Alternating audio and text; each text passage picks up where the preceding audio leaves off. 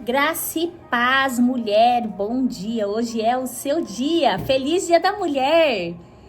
Que semana incrível, né? Com mulheres maravilhosas, falando de mulheres que deixaram a sua marca na história e que serve como exemplo para nós, né? Então, hoje eu te convido para passar um dia com Sunamita. Sunamita tem a história dela tem uma importância muito grande para mim, porque teve uma vez eu estava em consagração e esperando uma palavra do Senhor para ministrar em uma viagem, e eu acordei com o nome bem alto, assim, Sunamita, como se estivesse chamando ela. E daí fui estudar sobre ela, e realmente o Senhor estava chamando a Sunamita para que eu pudesse aprender com a Sunamita, para que eu pudesse pegar as chaves que tem dentro da história da Sunamita e que eu aplicasse naquele tempo e que eu continuo aplicando até hoje. E eu quero dividir contigo essa história hoje de uma mulher tão cheia de virtudes do Senhor, uma mulher completa. Segundo Reis 4:8, começa a história dela. Eu não vou ler aqui pra gente não tomar tempo, né? Não tomar o tempo e a gente ter mais tempo para falar sobre ela. E algo que me chama muita atenção da mulher sunamita não é só sobre o milagre, né? Mas é sobre o ambiente. Ela sobre preparar o ambiente para que Deus agisse. E ela teve discernimento, ela teve honra, ela teve generosidade, ela teve posicionamento, ousadia. E é isso que eu quero compartilhar contigo hoje. Ela reconheceu que Eliseu era um homem de Deus e decidiu abrir espaço na sua casa para a presença de Deus. E quero falar um pouco das características dela, que uma era a sensibilidade espiritual que ela teve, né, a observar Elias, né? Ela disse: eu sei que este passa sempre por nós, é um santo homem de Deus. Ela discerniu algo espiritual. Todos percebiam quem Eliseu, nem todos percebiam quem Eliseu era, mas ela teve discernimento no espírito de quem ele era. E mulheres sensíveis ao espírito conseguem perceber, né, além dos seus olhos físicos, consegue perceber, tem o discernimento, né, com seus olhos espirituais. Ela percebe o mover de Deus, ela percebe o tempo de Deus, ela percebe a presença de Deus.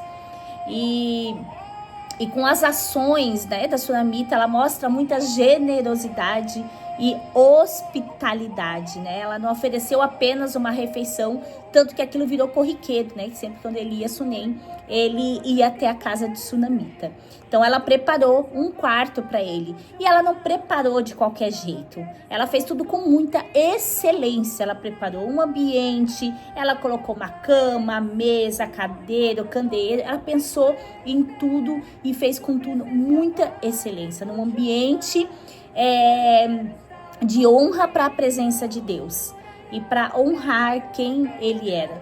O sobrenatural muitas das vezes começa quando nós abrimos espaço para Deus na nossa rotina. Assim, só assim é possível ele se mover. E ela teve muita sabedoria, muito discernimento, uma mulher muito atenta aos sinais, né? E o lindo foi a submissão dessa mulher, né? Ela teve iniciativa, mas ela foi compartilhar com o seu marido. Ela era uma mulher submissa.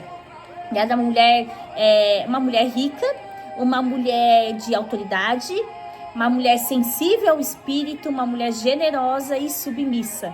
Ela revelou, consultando o seu marido antes de fazer o quarto para o profeta, ela revelou uma mulher muito sábia, posicionada, mas que valoriza a voz do seu sacerdote.